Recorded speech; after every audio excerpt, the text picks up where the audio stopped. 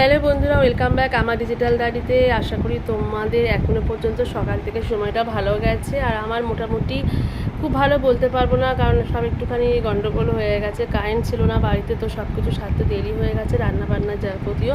এখন মোটামুটি সবটাই হয়ে গেছে, এবার কাজে বেরোবো, রেডি হচ্ছি। আর যেটা বলার, আজকে তোমাদের কার চৈত্র সংক্রান্তিতে কীরকম নিয়ম আমি জানি না, তবে আমাদের একটা মানে নিয়ম আছে, সেটা তোমাদের সঙ্গে শেয়ার করা হয়নি, ভাবলাম শেয়ার করি। সেটা হচ্ছে আজকে আমাদের সকালবেলায় খেতে হয় ছাতু, চিড়ে, মুড়ি, দই এগুলো।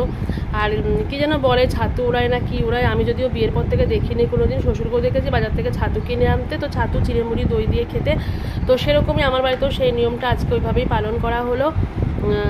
যাই হোক, সকালে ছাতু, চিড়ে, মুড়ি, দই সব খাওয়া হয়ে গেছে। আর দুপুরবেলায় রান্না হচ্ছে আজকে তিতর ডাল, টকের ডাল, এঁচড়ের তরকারি, তার সঙ্গে 2-3 রকমের ভাজা। তিতর ডাল অবশ্যই 7 রকম 9 রকম এরকম তিতো দিয়ে করা হয়। আমি জানি না বর কী তিতো নিয়ে এসে বাদে কিনে, তো রান্নাবান্না সব হয়ে গেছে। তো এখনকার জন্য ব্লগটা এখানেই রাখি, আমি এখন বেরোবো, রেডি হচ্ছি। টাটা, বাই বাই, ভালো থেকো।